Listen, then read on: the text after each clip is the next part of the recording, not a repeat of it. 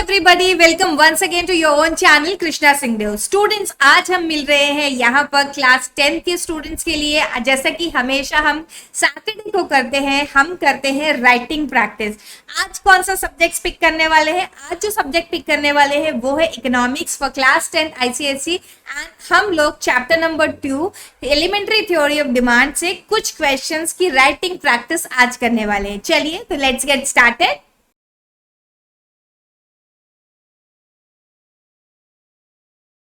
ये देखिए, यहां पर है पहला question. This is one of the previous years question paper, जहां से हम देख रहे हैं demand chapter elementary theory of demand के कुछ क्वेश्चंस को।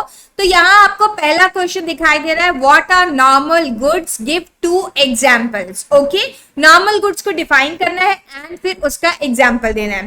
तो जैसा हमको पता है कि नॉर्मल गुड्स क्या होते हैं, normal goods are those goods which have positive relationship with income. Yes, अगर इनकम ऑफ कंज्यूमर इंक्रीज करेगी तो नॉर्मल गुड का कंजम्पशन भी इंक्रीज हो जाएगा एंड वाइस वर्सा। एग्जाम्पल दें तो example can be milk, example can be refrigerator, AC, anything what you think is normal good apart from those goods which are inferior in the quality. Okay, चलिए तो अब हम कर लेते हैं थोड़ी सी राइटिंग प्रैक्टिस। राइटिंग प्रैक्टिस के लिए लेट्स राइट ओवर हियर। तो मैं यहां लिखना स्टार्ट कर रही हूं अपना आंसर। मैं इस तरीके से लिखूंगी, normal goods are those goods which have positive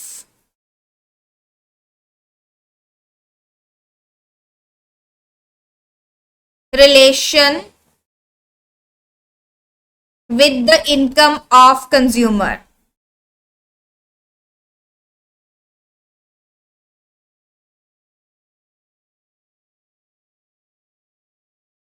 As the income rises,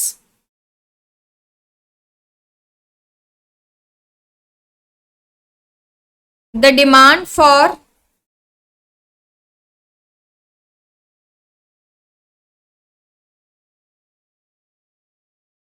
normal goods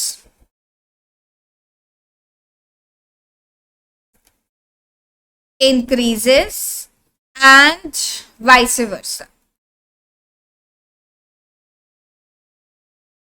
examples देखिए, हमने क्या किया, किस तरीके से इसका आंसर लिखा।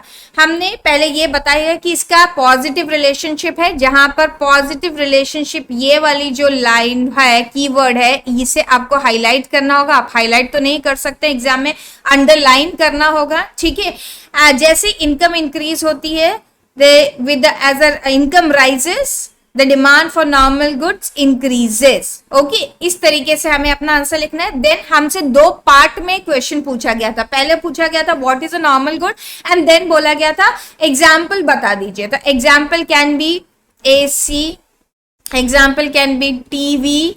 ठीक है, एनी 2 एग्जाम्पल पूछे थे। You can write over here shampoo, you can write over here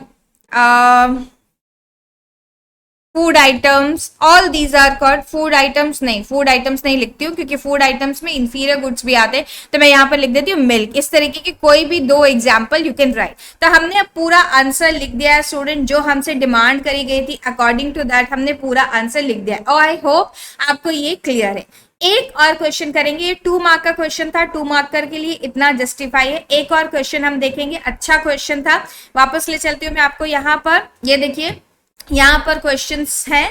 यहाँ पर एक 2 मार्क का क्वेश्चन और है जिसे हम लोग सॉल्व करने वाले हैं। 2 मार्क का क्वेश्चन में मुझे एक अच्छा क्वेश्चन यहाँ पर दिखाई दिया था, ये रहा। If a buyer buys less of a commodity when his income falls, how will his demand curve change? Illustrate your answer with a diagram. क्या हो रहा है, इनकम उसकी फॉल कर रही है, तो नॉर्मल गुड के केस में क्या होगा। ये पहले वाले क्वेश्चन से ही काफी रिलेटेड है वैसे। If a buyer buys less of a commodity if his income falls, how will the demand curve change? Obviously demand curve will shift to the left. यहाँ पर moment along the demand curve and shift of the demand curve के concept को check किया गया है। तो हम इसका आंसर कैसे लिखेंगे, ये रहा हमारा आंसर। यहां पर हम लिखना स्टार्ट करते हैं, when a buyer buys less quantity of a commodity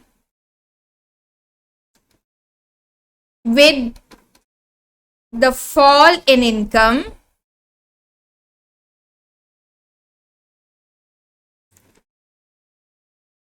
this is known as decrease in income, decrease in demand, not income. This is keyword, decrease in demand, or leftward shift in demand curve. पूरा का पूरा curve जो है उठ के इस तरफ आ रहा है। अब इसका हमें डायग्राम बनाना है। मैं हाइपोथेटिकल डायग्राम बना रही हूं, आप इसे स्केल पेंसिल के साथ अच्छे से बना लीजिएगा। ये मेरा y एक्सेस है, यहाँ पर मेरा x एक्सेस है, यहाँ होता है प्राइस और यहाँ होती है डिमांड। अब प्राइस तो जो है वो सेम ही है, लेकिन price is not the reason. क्या हो रहा है, कंज्यूमर की इनकम जो है वो रिड्यूस हो रही है and as a result what is happening, the demand is falling. Okay, तो डिमांड फॉल करने का रीजन क्या है, कंज्यूमर की इनकम का फॉल होना। यह है D1, इसे हम बोलेंगे decrease in demand due to fall in income.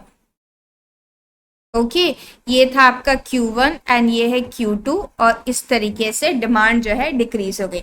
I hope students आपको ये कॉन्सेप्ट समझ में आया कि किस तरीके से आंसर लिखना है। देखिए, कभी भी आप कीवर्ड जो है उनको हाईलाइट करिए। एक तो ओके, लेफ्टवर्ड शिफ्ट यहाँ पे कीवर्ड था। जहाँ डायग्राम की रिक्वायरमेंट है वहाँ डायग्राम जरूर बना के आइए एंड अपने आंसर को अननेसेसरीली लेंदी मत करिए, शॉर्ट एंड क्रिस्प। 2 मार्क्स का आपका क्वेश्चन है, आपको टू द पॉइंट लिख के आना है, सारे कीवर्ड्स के साथ लिख के आना है। जहां डायग्राम की रिक्वायरमेंट है डायग्राम बनाकर आना है एंड इस तरीके से आप अच्छे मार्क्स अचीव कर सकते हैं। I hope this video help you today. आज के लिए हम इतनी ही प्रैक्टिस कर रहे हैं। 2 question from your chapter demand we have finish, elementary theory of demand. अगर आप चाहते हैं कि और वीडियो इस तरह की आए एंड हम और कुछ क्वेश्चंस की प्रैक्टिस करें, स्पेसिफिक क्वेश्चन प्रैक्टिस तो हम वैसे भी करने वाले, please do write in the comment box. We will meet once again on the coming Saturday. Till then, bye. Have a great day.